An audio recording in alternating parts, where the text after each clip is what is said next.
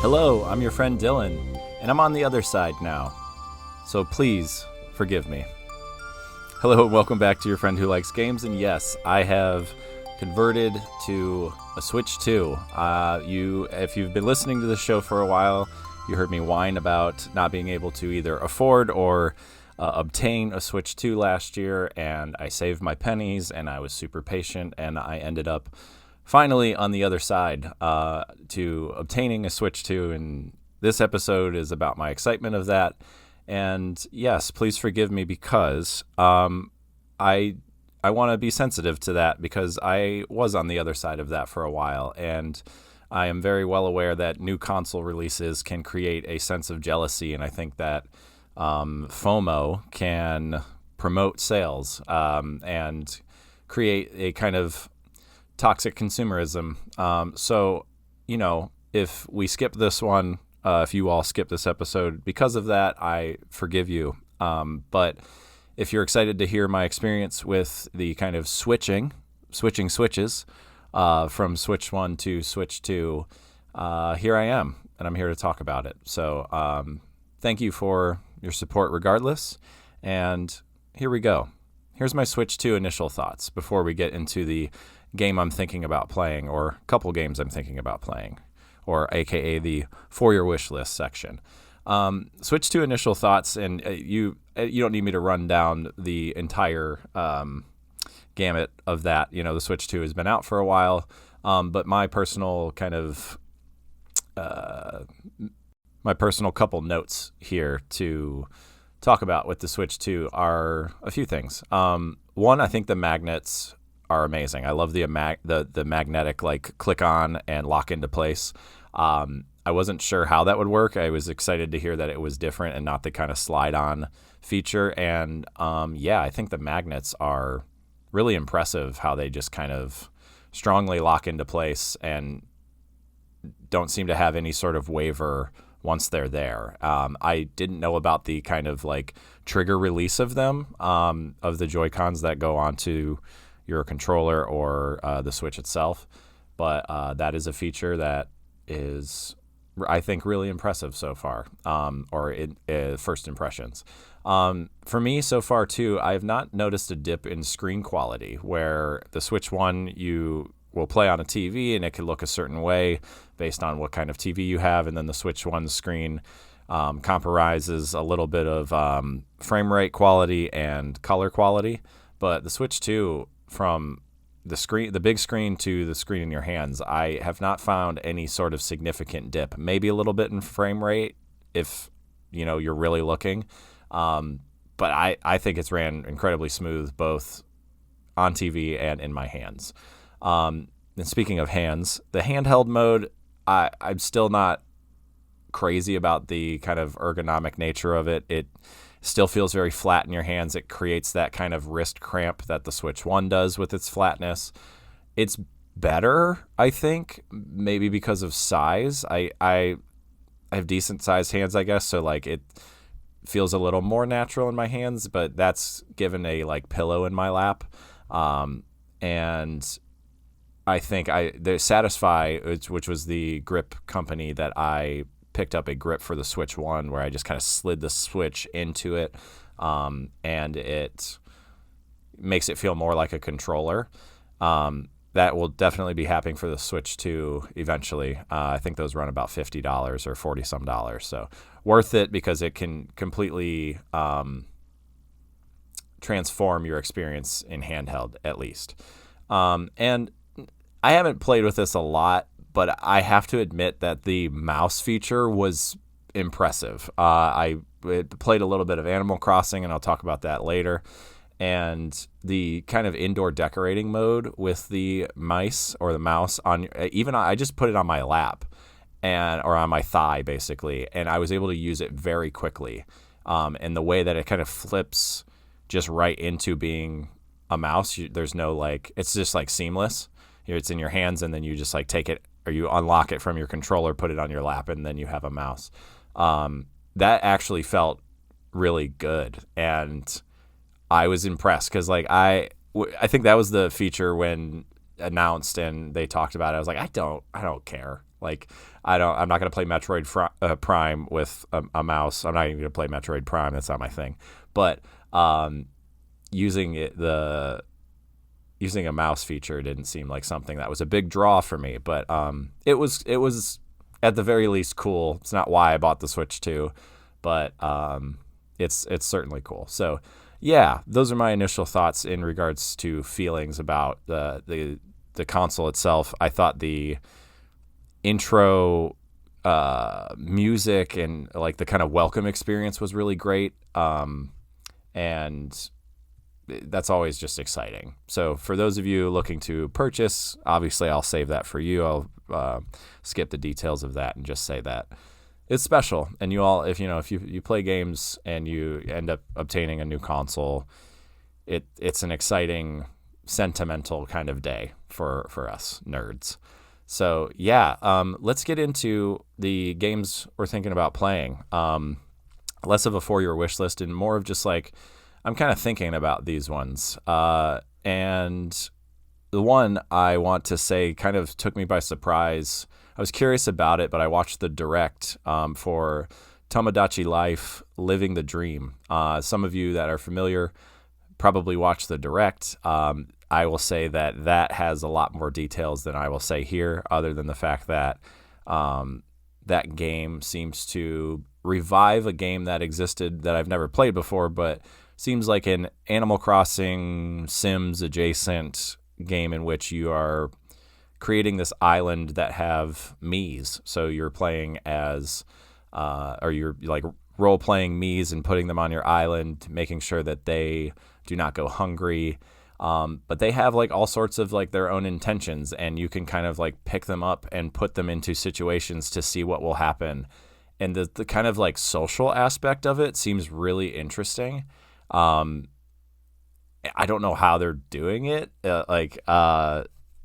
If any sort of, I don't want to get into that conversation, but it was kind of impressive to see the kind of mind of the game and like what the characters' intentions are.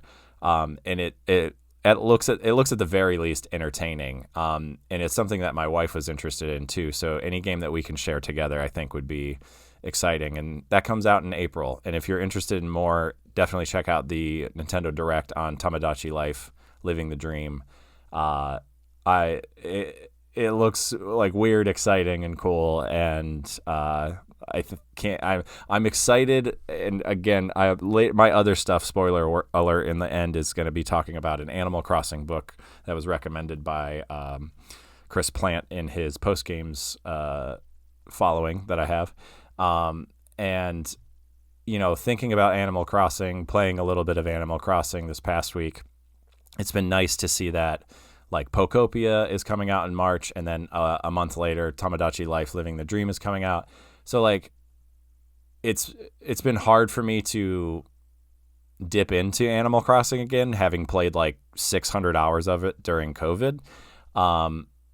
So my motivation to keep living in that world is low, but that energy of having that kind of life sim or cozy, relaxing social game coming out with, again, Pokopia and Tomodachi Life, I'm all for it. I'm excited to have like new versions of that energy coming forward. Yeah, so with the Switch 2 as well, I started exploring like the eShop, and I'm really pleased to see that there's a ton of games that have demos. I'm interested in Final Fantasy, Remake, Rebirth, Reborn. There's so many. I am not familiar with the Final Fantasy franchise as much. Like, I am familiar with it. I have never dipped into it, and aside from myself being like young and playing like the demo disc for Final Fantasy VII on PlayStation 1 and not really understanding how to get through it. But regardless, I'm happy that there's like a Donkey Kong Bonanza demo, so I could try that before. I mean, I know I'm going to like playing that, but I'm excited that it's free. And the one I landed on, again, thank you, Chris Plant, because any of the podcasts that I listen to tend to drive my interest forward with what I engage with in games. And a lot of people have been talking about Dragon Quest. And Dragon Quest is a franchise that I am not at all familiar with. I have read about and know that it is, well, I shouldn't say I'm not at all familiar with. I have very little experience with, similar to Final Fantasy. So it's like those kind of looming RPGs that I just missed as a 90s kid, in regards to like popularity and like when I was like really getting into games that wasn't, I didn't have that adult brain yet, at least, or not old enough, I think, to understand like what the RPG was asking. Regardless, haven't played a lot of Dragon Quest or any Dragon Quest, to be honest. And I saw that Dragon Quest VII Reimagined, the demo was free, and people are talking about Dragon Quest, and I was excited to give it a go. I mean, for free. And I think what really helps that is that the Switch 2 was so expensive with the Mario Kart bundle that I didn't really have any other money for a game in addition to the purchase. So Mario Kart World being enough of a game to play, and I will talk about later today. But the fact that the demo was free, I gave it a go, and let's talk about it. Dragon Quest VII Reimagined, the demo is like, again, I've never played a Dragon Quest game, and maybe 7's a good place to start. I'm hearing 3 is a really good place to start. And, with all of the kind of talk of them they're kind of resurfacing Dragon Quest through re-releases and the kind of remakes that have been out. And the look of this one to start was incredible. Like, I like the kind of One Piece anime look, and I know the Dragon Ball animator Akira, hold on, there it is, Akira Toriyama. I should know that by, well, again, not too familiar with Dragon Ball either, but that fella is the person behind the animation and style of the game, and I really liked the kind of cartoony anime, like gentle, charming art style of this game. And again, felt, why not? Like, I've never played a Dragon Quest game. Let's kind of dip into it. And the kind of diorama look of it was like the first thing I noticed, is like you feel like you're in like a 3D model, kind of almost claymation-y. No, not claymation-y. Well, like still clay world, but like in video game rendering. It's beautiful, and it's exciting to like run around in and look at. I think the hardest part for me so far has been the motivation to keep going with combat. And I know that, to know my homework and to know about Dragon Quest, like, I've heard that they are like the quintessential like RPG, like the foundation of an RPG, and every RPG that comes out today is often rooted in the ideas that Dragon Quest, the trail that they blazed first, right? So I, want to keep that in mind when, a Dragon Quest combat system is not as engaging as a Sea of Stars, where you're hitting, buttons to dodge or parry an attack, or not as engaging as the kind of moveset stuff in Octopath Traveler 0. And so it's like, the combat makes me want to play Octopath again, because I feel like that combat is better. But then you have to be like, well, I think everybody's response to that is like, well, that's what a Dragon Quest game is. So that being said, like, it's really simple, the turn-based combat. And some people really have come to like that simplicity, where it's not super complicated. It's just like, choose this / that, and just kind of slowly work through things, and it becomes kind of mindless. And there were times when I was playing the demo that I did feel that it was that kind of mindless grooviness and just letting it happen. But when you enter like a dungeon, there's like a particular castle that is like early on, and it's dungeon-like, where that has a bunch of combat in front of you. I'm not finding myself very motivated to like keep going. Like I unfortunately found myself like avoiding the combat, and then I would go play Mario Kart or go play something else. And yet, like, I can't stop thinking about this game. Like the presentation and vibe of it is like a place I want to be.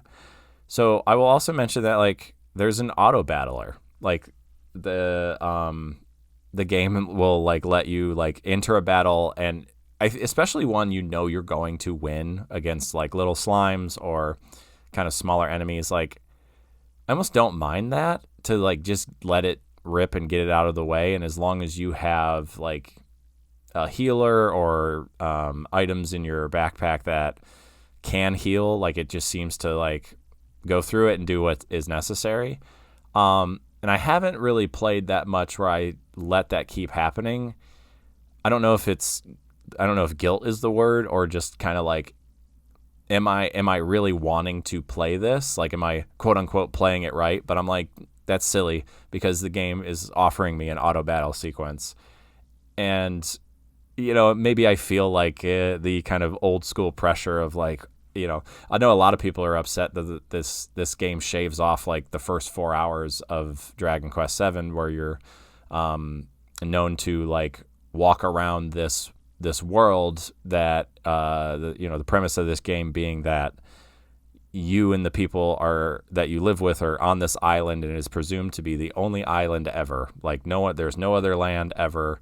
And then as you look around for things with your kind of curious friend, then you discover that there is more life and land out there.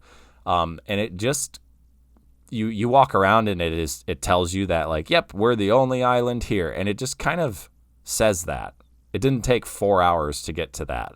And frankly, I don't mind. And this is a person that has never played the game. And if that can make it more streamlined to a point that I can experience it, I know that that's a big debate. And I know a lot of like Dragon Quest heads are very like, no, that's not the authentic experience, which I think is a really interesting conversation. I'd be curious to know where you all are at in regards to your Dragon Quest relationships.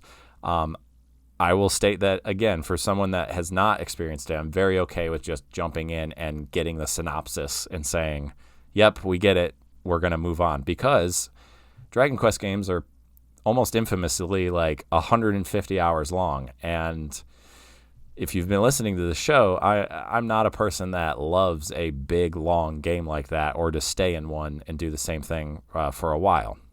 I think I'm slowly adjusting that, letting myself peck at these kind of bigger games. But like I said, I can't stop thinking about it. And so there's something there. And there is a motive to play it. I think the game does a great job of kind of capturing the essence of adventure, where you go and talk to somebody and there's sort of some implication in this town, and then you go out and get a thing and help them out and bring it back, and you're the hero for doing that. And then that means that you get to travel to this other place, and that other place has a portal to this other world, and you meet this other person in this other world. And it's just like good, friendly anime storytelling through that. And that is what I'm there for. I know that here's two sides to the combat coin. One, I know that the combat isn't that detailed, but sometimes I want it to be. And I think I'm willing to bet it will get more exciting. Maybe it's just really kind of like slow paced early. And I've seen some videos of like other moves that you can choose and do. And I think eventually it could become pretty cool. So I'll stay with it for that maybe. But also like there is something to the low pressure of that combat that is just kind of like rhythmic and repetitive, especially after a hard day. I've been noticing like I want to play that and just like do the combat when I really don't want to think about anything else. And you in a way you're kind of auto battling on your own, where you just kind of get into a groove and pick certain things. So I think that's what it is too, is like momentum with a game like this is kind of hard for me. It's hard for me to live in that one space in one place. And especially, I will say too, like with a console release and getting, Mario Kart World and playing other games, I, was excited about everything, and, my ADHD will hop around to certain games and not really stay with one. But yeah, it's got that classic feeling, even though it is like a kind of top-down 3D presentation, it still has that kind of top-down 2D feel. I enjoy when you kind of go into stairs and it does that like it would on like a handheld or a Game Boy or NES. Like I just think that's cool. I love that with the simplicity of the game, it just tells you exactly where to go. There's no like getting lost or wondering. I don't know if that was true for its original release, or any of the others, but I appreciate that, especially with a simple game like this. Knowing exactly what to do and where to go is great. And so that's not only great communication of that, but like the game, when you load something or when you load your save, it asks you if you want like a catch up of like what's happening in the story, and it gives you a brief like context of where you are. And to me, that's an invitation to like go play other stuff for a little bit and then come back, because Dragon Quest will be here for you, and it will tell you exactly what was going on and recontextualize you and get you right back in. Not only that, but like a good book, it kind of you can talk to your party members like throughout your playthrough, and they will consistently like remind you of the context. Like you can talk to them and they'll just like say something about what's happening to you all just in a different way, and that feels great. Like it's nice that like you can be reminded, you won't forget, you don't feel like you're missing anything. And again, it's very simple, very clear, and very inviting in that way. So I think the friendliness of it and the kind of the friendliness, the charm, the art style all has me there. I think my biggest worry is like, again, I've been avoiding combat. So my assessment here is like, I think I will. I think I will see if I can get to the end of the demo. I've heard the demo is about 10 hours long. So if I get to the end of the demo and feel some sort of momentum, and to where like it's a no-brainer to purchase it, then that's when I will know. But like I think I'm enjoying the demo. It might be because it's free, but like I like it. It's nice that I have it on my Switch too, and it's been nice to play. And one like big metaphorical note that I took that the game, a line of game dialogue that I really appreciated was, communication is the key to solving any problem. Big fan of that. Something I need to continue to remember just in my own life and so on. But yeah, an interesting start to my Dragon Quest career. We'll see if it continues. We shall see. I'm going to take a quick break, and when I come back, I'm going to talk about a transition game that I played both on Switch 1 and Switch 2, and that would be New Pokemon Snap. I'll talk about that in a second. See you. All right, we are back, and I would like to talk about New Pokemon Snap. Like I said, it was a transition game for me. I was playing Cast and Chill and been kind of like concluding with that, and in anticipation of purchasing the Switch 2, it had me thinking about the Switch 1 and thinking about games that I may have on the Switch 1 that I hadn't really like fully seen, maybe played for a little bit, and maybe not, sunset the Switch 1 in a way where, just kind of consider what I have and really feed that vibe of like, okay, now I'm feeling very like Nintendo. And Which is interesting. Like I've been thinking about that where last year I was so like indie focused on like small indie games and just little snippets. And I think the pendulum for me is swinging back the other way where I'm wanting to play like, unfortunately I've kind of had the feeling of like I'm growing tired of like tolerating some things that indie games can present, like where you're just kind of like, well, yeah, it does this one thing really well, but like the other things are, because it's an indie, and that's can be really harsh. I want to, be transparent about that, and can see through a lot of those things if the game is clicking in a lot of other ways. But it's been nice to have some security in some really polished Nintendo games that I know are going to be good and fun, regardless of their theme or context for the most part. Like they put out really polished games. And new Pokemon Snap is, for me, one of those. I think it looks gorgeous. And I've had like a level of appreciation for Pokemon lately. Pokemon Lazarus really kicked me off into, that plus the like 30th anniversary coming up, just dipping into that nostalgia and really riding that wave feels good. And again, this was a game on my Switch 1 that I think my wife and I played a bit of.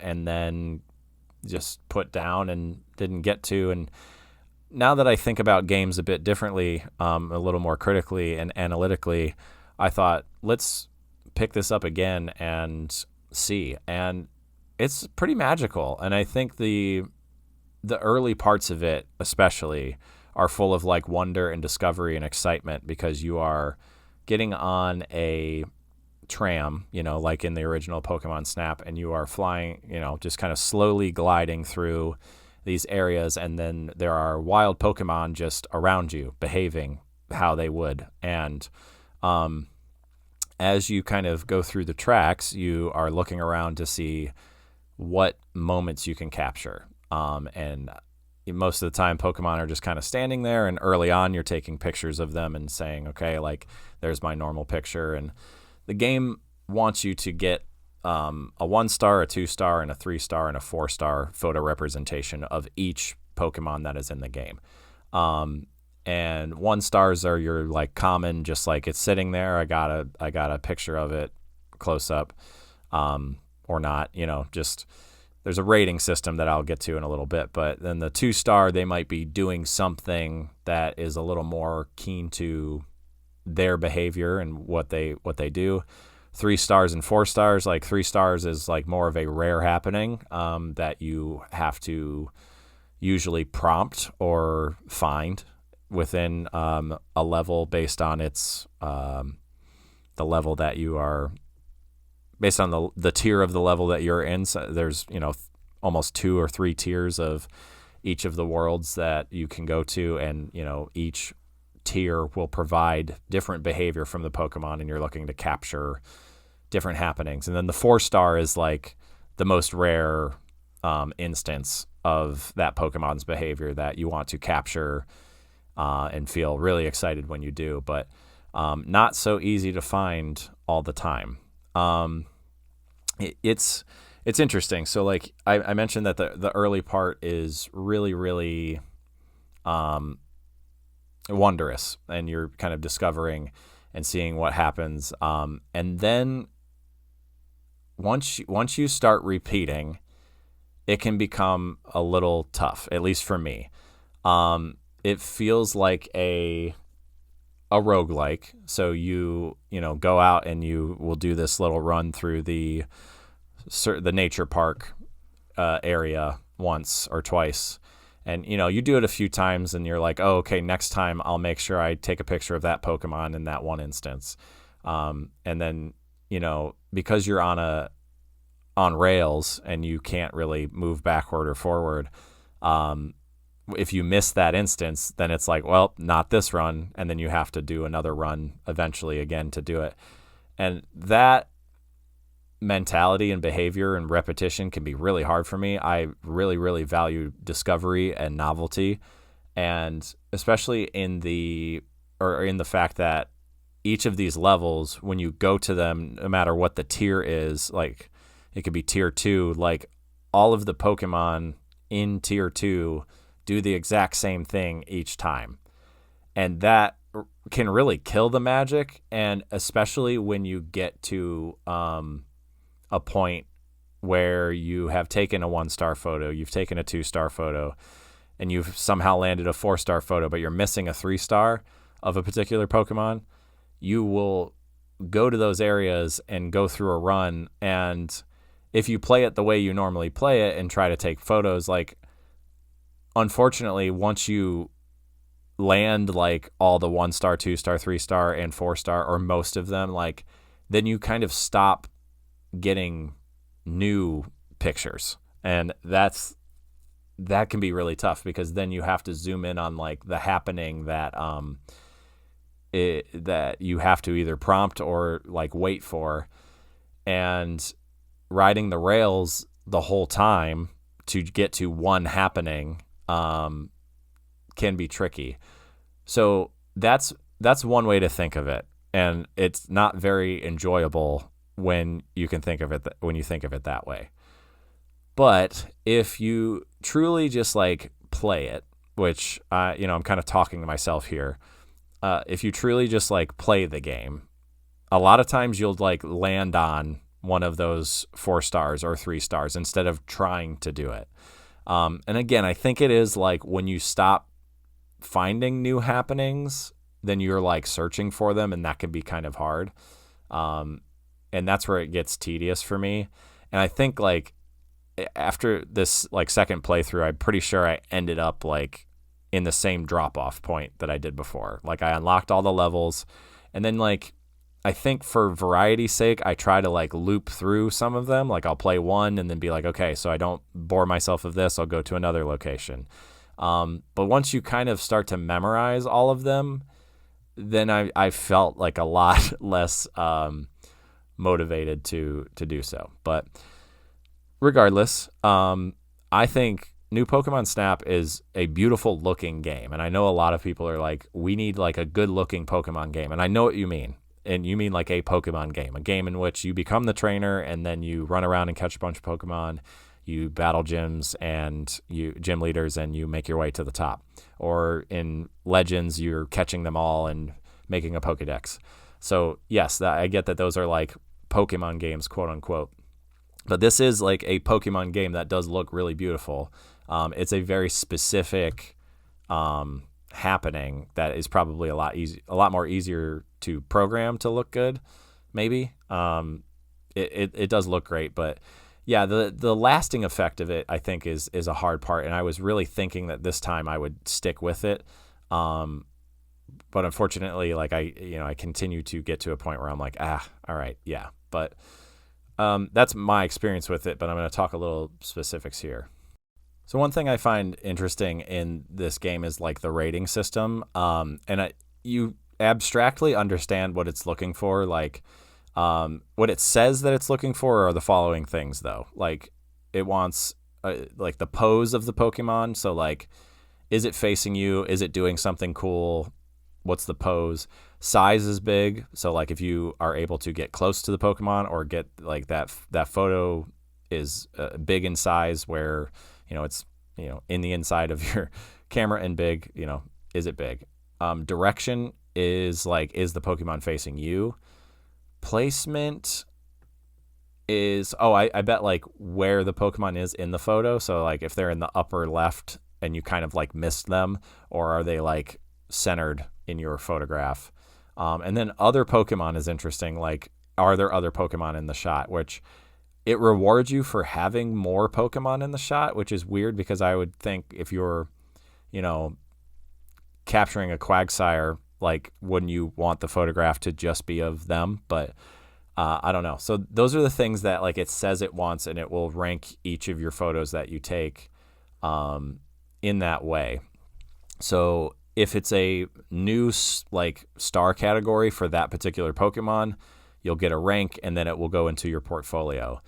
Now the hard part is, so you get that rank of like star, but then you get like a rank of like, either bronze, silver, gold, or diamond of that particular 1-star, 2-star, 3-star, or 4-star photo.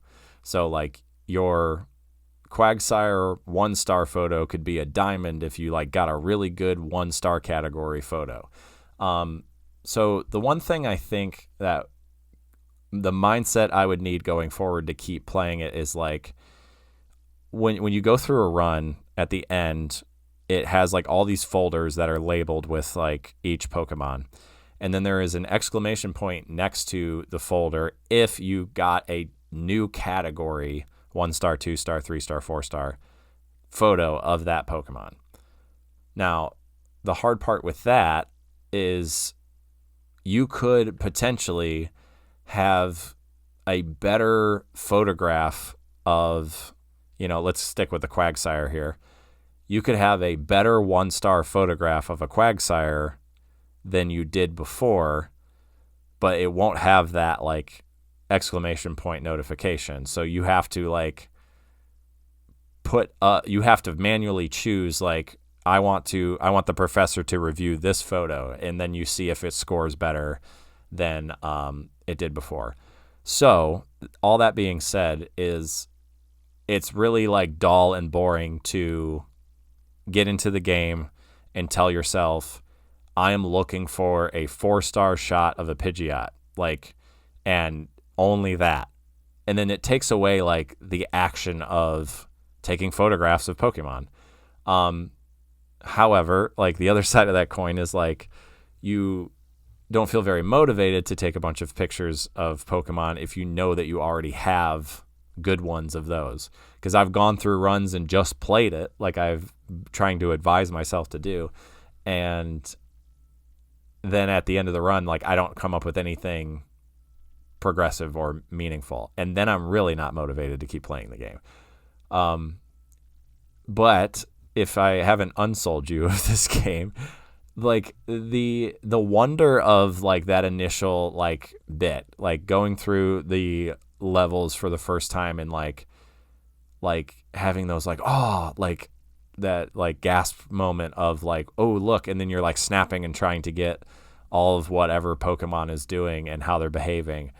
That's really cool. And then especially like if you didn't quite get it the first time, but like the next run you do, how to get it better the next time, then like, and then when you capture it, then that feels really satisfying. You're like, I'm going to throw this apple toward the Pokemon. They're going to burn it to a crisp. And then I'm going to capture that up close because I know to throw the apple a little closer to me.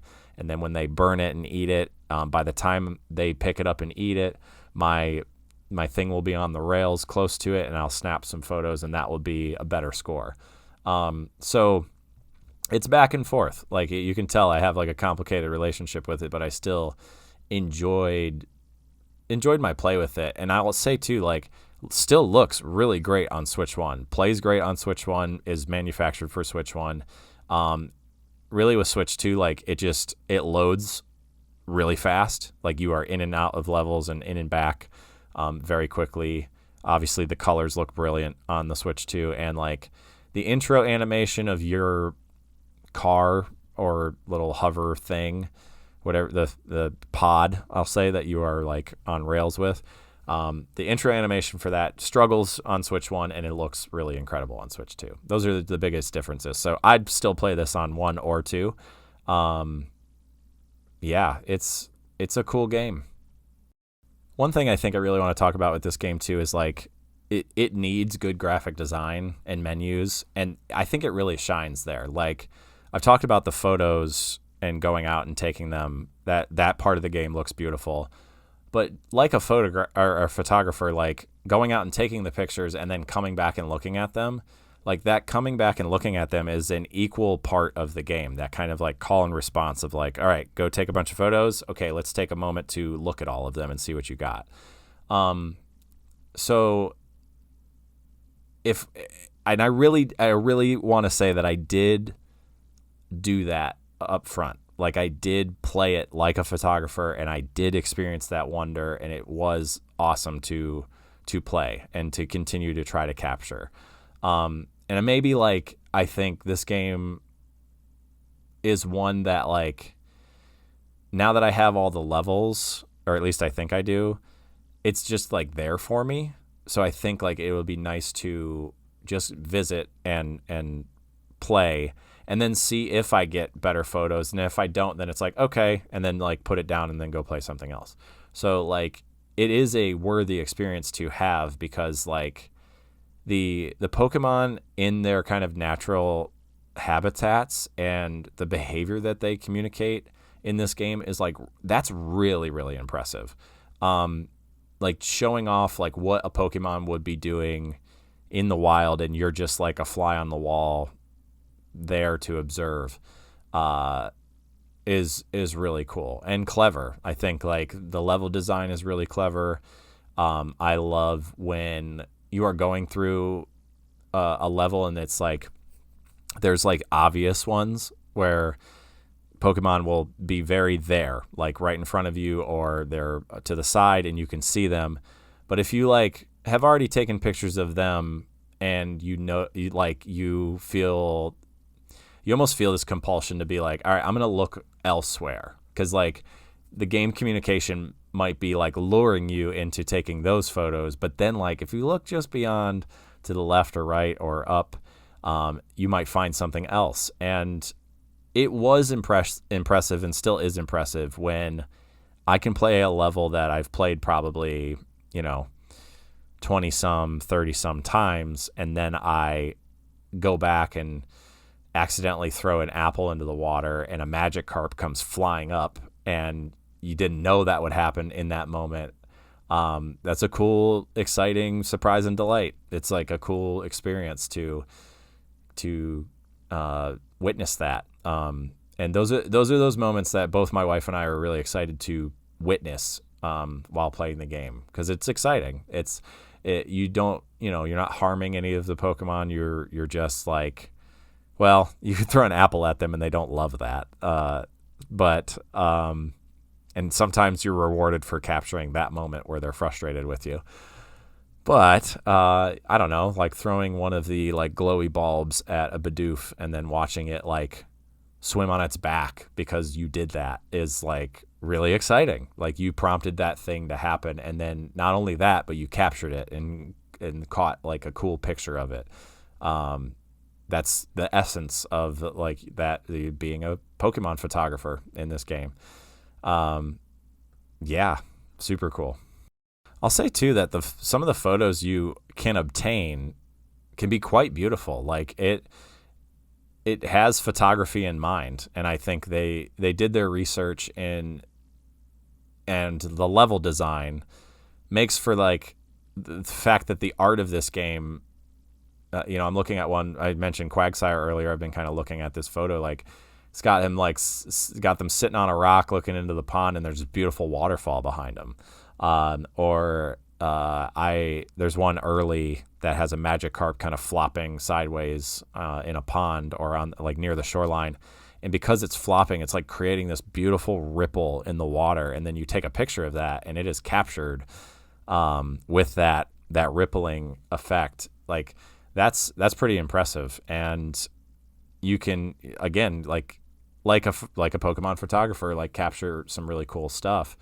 And I don't think that should go unnoticed. I think I could be wrong, but it felt like, or feels like this game was particularly underrated, probably because it's not like a quote unquote Pokemon game. But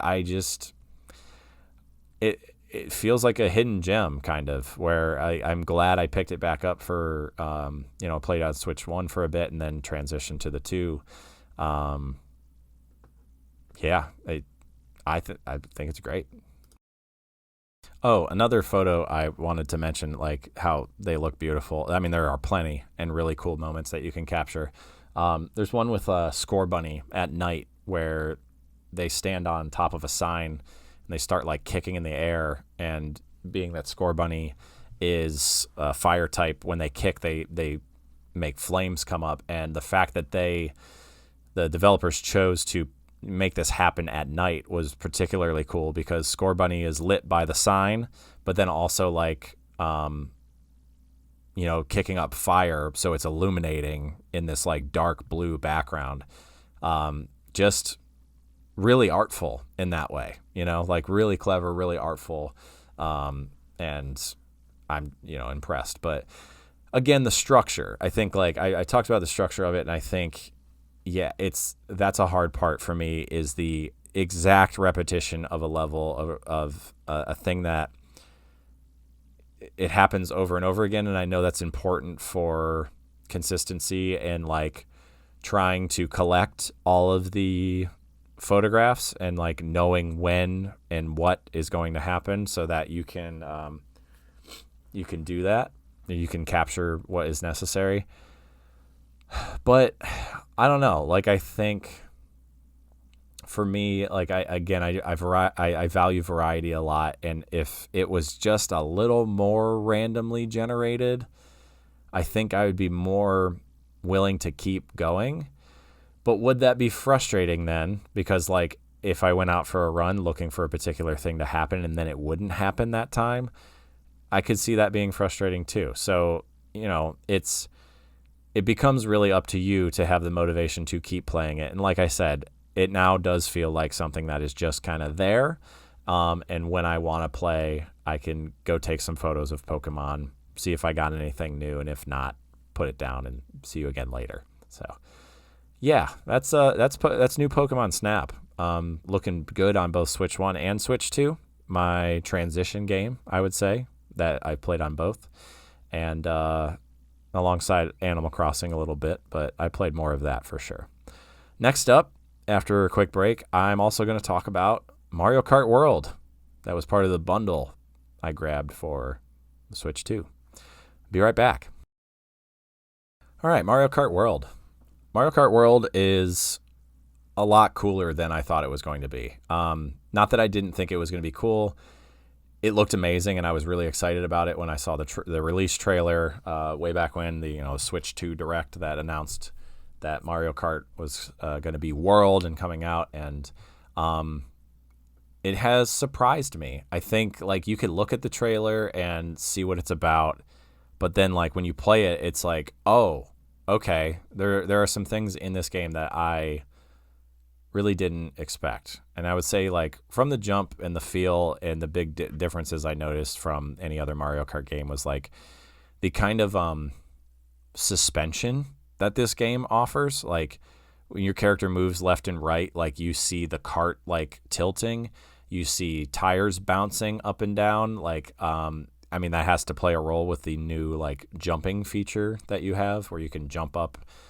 You can like do a charged up bounce, and then you can bounce onto a ledge and grind it, which is awesome. Takes a while to get used to, but is super cool. That kind of physicality in both the turning, the leaning, and the kind of tilting sometimes that happens in this game is really cool. And with that, like that tilting and car physicality, even like getting hit by things is different. Like some things make you like just kind of spin out, or kind of like it's not like anytime you get hit you get the same spin out animation, or anytime you get hit by a shell you get the same explosion animation. Like the game has more natural physics, I think, this time around, or at least a few more. So like when you get hit by something and you're moving really fast, you'll like tumble kind of quick, but like keep your momentum. So it slows you down slightly, but then you just keep going. Or like a bomb hit obviously is going to be a big explosion. Or if somebody like zooms past you with the turbo and like bumps into you, you can like spin once and then you just get back to racing. I think that makes it really more like a lot more exciting and less arcadey, like more of a better racing game than some of the other kart experiences have been. And the kind of worldness of this game was like not really, I don't think, what I expected. I don't know. Like I got the idea where it's like, okay, it's this one big world and you transition from one place to another, one track to another. All the tracks are a part of the world and everything's interconnected. What I didn't expect is the kind of lack of track in general. Like usually we are so, I think, accustomed to Mario Kart having like a track, and that track has a theme and a gimmick, and it's in this like close box, right? Like it's all, that's the level. And then you do that track, and then you're done with that track, and you move on to another track. And this game does a great job, and I think Mario Kart World is an appropriate title because it very much is a world that just creates moments, like moments of big tidal waves coming and like knocking you back, or you're like jumping them, or moments of climbing this giant ice mountain that's very thin. If you fall off the side, you're off the track at that moment, or moments where you hit some ramp and then you unexpectedly have like wings and you're just like soaring. Now, that's may not sound pretty uncommon, but like there's nothing about like, I think when it comes to Mario Kart, especially it's a game I play with my wife a lot, and we will often go, okay, like what track or what cup do you want to play today? Ooh, I like that track, or the I want to play the cup with that one, and then we do the following. But this one, it feels less like those decisions feel less weighted. Like I'm really cool with like any area, because really it's like it is this big open world that has some gimmicks or like moments in it, but being that it's all kind of interconnected, it does just feel like racing land that provides different aesthetical moments to you. And I really like that. Like I didn't expect to really get hit by that in the face of like, oh, that's what this game is about. And being that the kind of Grand Prix or the knockouts, whether you do the Grand Prix that are already set or the knockouts that are already set, or even like the versus races where you do like, you can pick random. What's really cool is you race a track, and then after you're done with that track and move on to the next race, you commute to the next track. And in doing that, every Grand Prix that you do, feels unique, because like you end up, essentially, if you think about it, you're kind of making more tracks or more scenarios by going from, if you go from this one ice venue to a sand venue one time, but then you go from the ice venue to the ice cream mountain, like those are two different instances. So, and two different transitions. And being that it is a giant world, they're ready for all of that. Like you are always commuting. So it's never like in a bubble anymore. It is all just like racing on this big world. And like I was not skeptical, but maybe like when you hear Mario Kart World, you're like, okay, how much of a world is it? It really is. It is a giant world full of Mario Kart tracks, and also just plenty of drivable land. Kind of dipping into like the Forza vibes, where I did not expect to enjoy the free roam as much as I did. I thought free roam, like, from what I heard from a lot of people early, was like it's boring.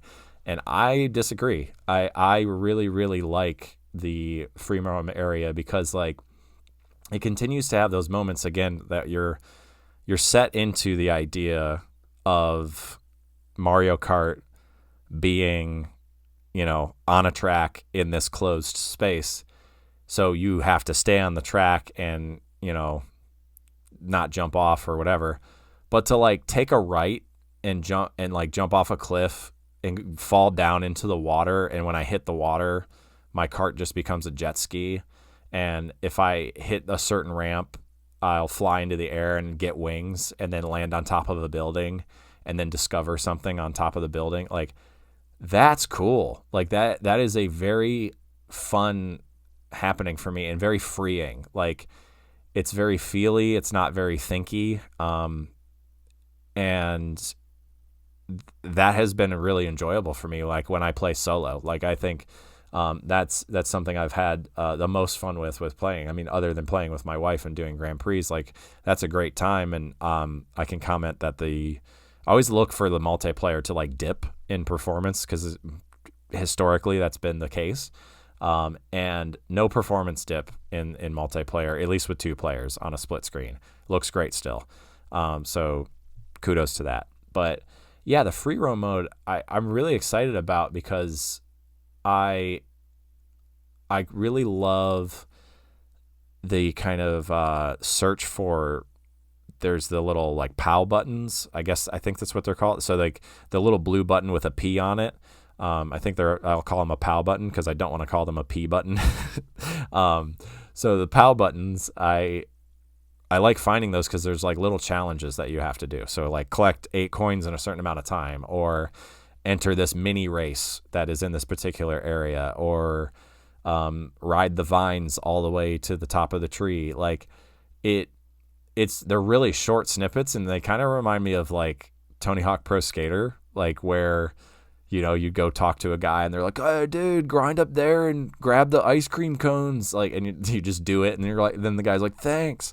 It's kind of like that, like, where it's looking to show you different ways to see the game, where it has, instances that might show something that you haven't discovered yet. Like, getting into the back of a boat that has a question mark on it, and you just become the boat, and you can drive around as that boat, or a semi-truck, or an alien spaceship, and that's a surprise and delight. I enjoy the challenge of it. Like there was one recently where I had to like grind up a hill and then grab a coin at the top of the hill and then grind down the hill at a very short amount of time. You had to be very precise.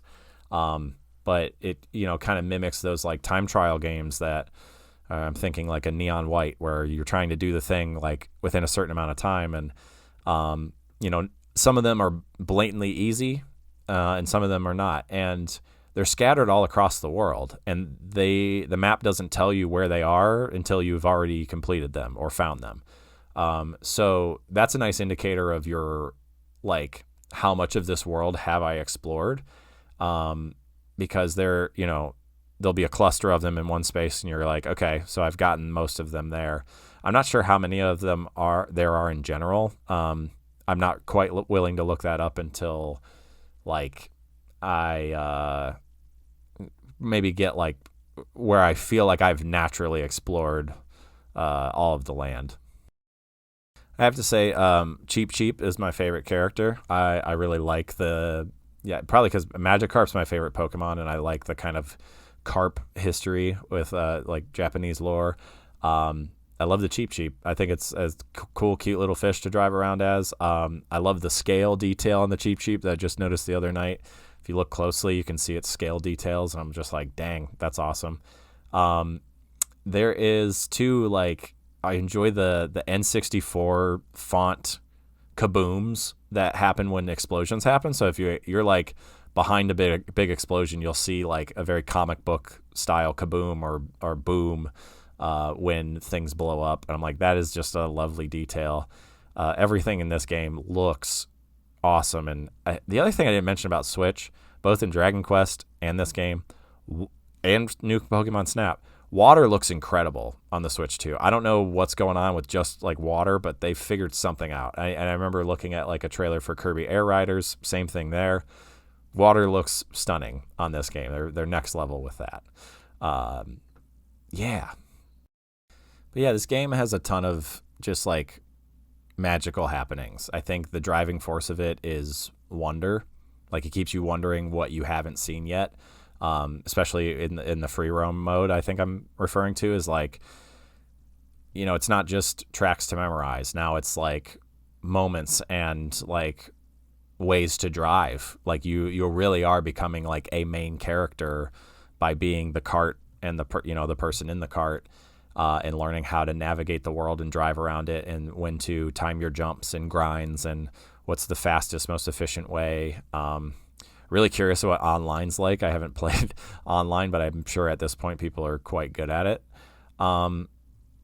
but yeah, like I almost feel a similar freedom to what like a Tony Hawk open world skating is, like where it's just like obviously less tricks, but like it has that kind of navigation where you're just curious about where to go, how you can, if you can jump on a certain ledge. I forgot to mention wall riding. Like that's another thing in this game that I'm still not quite used to, but or particularly good at, but it's a thing, and it's a way to get around, and it can, like a 3D platformer, it is a way to navigate the space, and especially in free roam where you are looking to collect question marks in certain particular areas and find those POW blocks.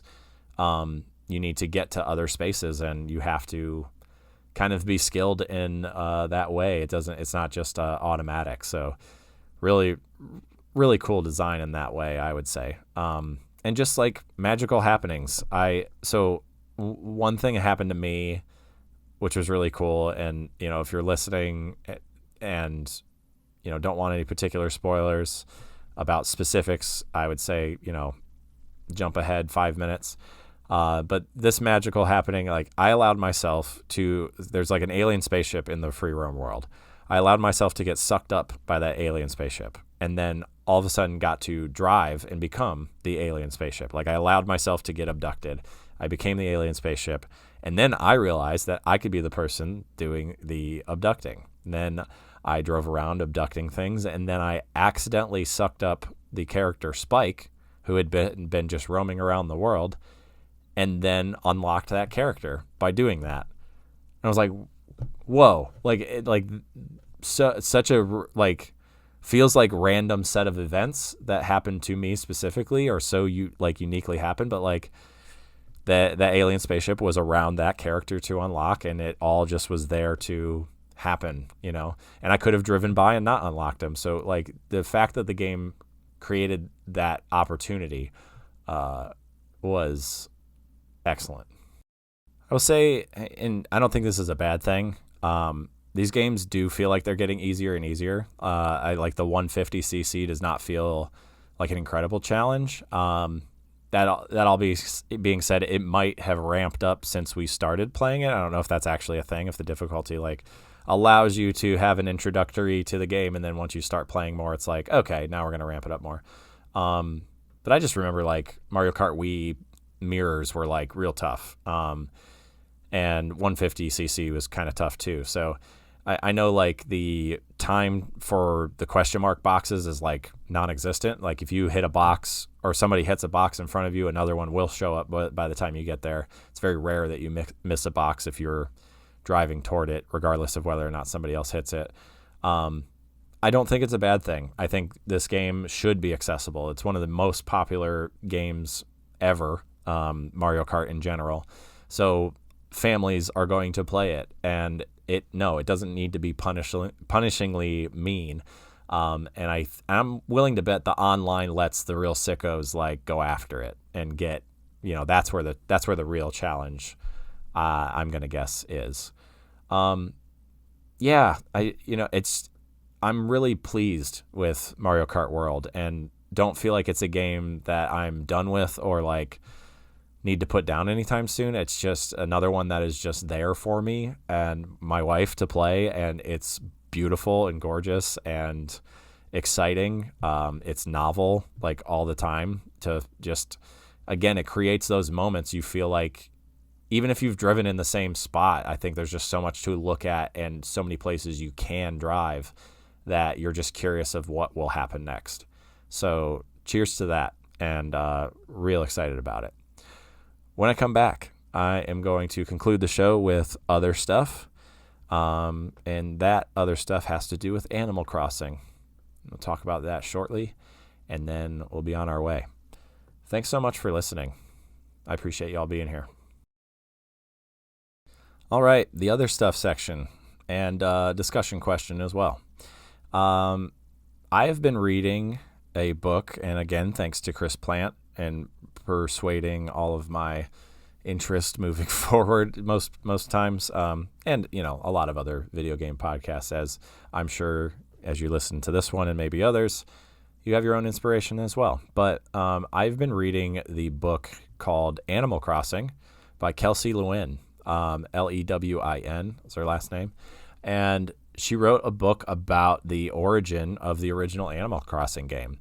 So not only shares like her experience with the game and, playing it, but like historical implications of the fact that Japan laughed at Nintendo of America when they said, we got to bring this over here. And rightfully so, as Nintendo of America had to then figure out how to translate 500,000 words, which is a really big task, along with, naming all sorts of furniture and items, and the fact that Japanese puns do not work for American audiences, and finding new ways to communicate those into the game.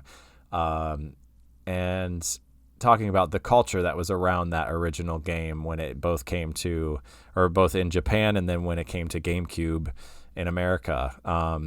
Talking about commercials of the game, and it's been really cool to like hear about that initial game, and it's actually making me quite jealous of anyone that has played it. I was definitely not ready as a kid at the time. Did not look like something that I was interested in. I had never played an Animal Crossing game until New Horizons, and it's the only Animal Crossing game I've played. I know my sister has played some of the DS games. I think she played New Leaf. But yeah, like I almost like the idea of an island that you don't have to decorate, or you can't. You can decorate your home, and then you're just kind of living in this town and talking to your neighbors and just kind of being a part of society there. It can almost feel like too much pressure in New Horizons to like decorate everything and terraform everything, and it's all yours to create. I can get very obsessive about that. But yeah, the game, the book, I should say, is a really beautiful celebration of like what the game is. It has great, efficient facts about its development, both in Japan again and in the Americas, and the music behind it and decisions being made and why.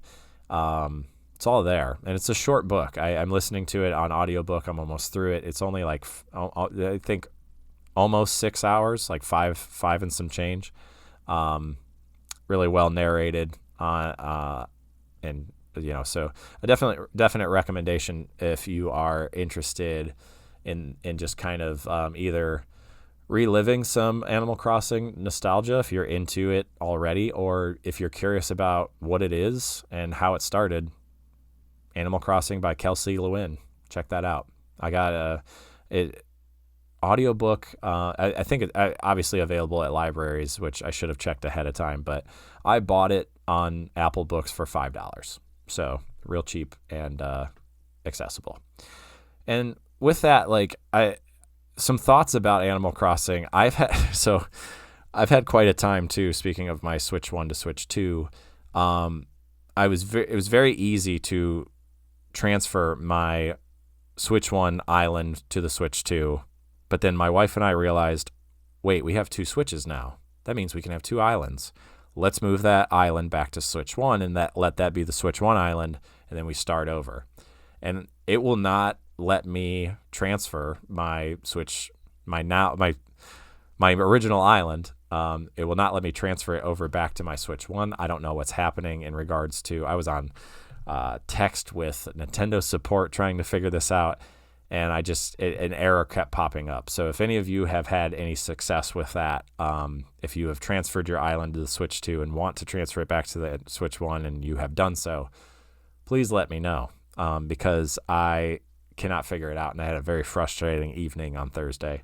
But we're kind of just like over it now, and we're like, we have our Switch 2 island, our Switch 1 island on our Switch 2, and I started, thinking of the idea of playing Animal Crossing because of this book. And really, I think the book has just made me curious about what the original game is about. And I started to actually watch like a YouTube playthrough of the original Japanese Animal Crossing, which is really great, like to just have on and see what it looked like, and to draw parallels between a game that came out 20 years later. really, or, 20 years later. Really interesting how like the mannerisms and behaviors of the characters and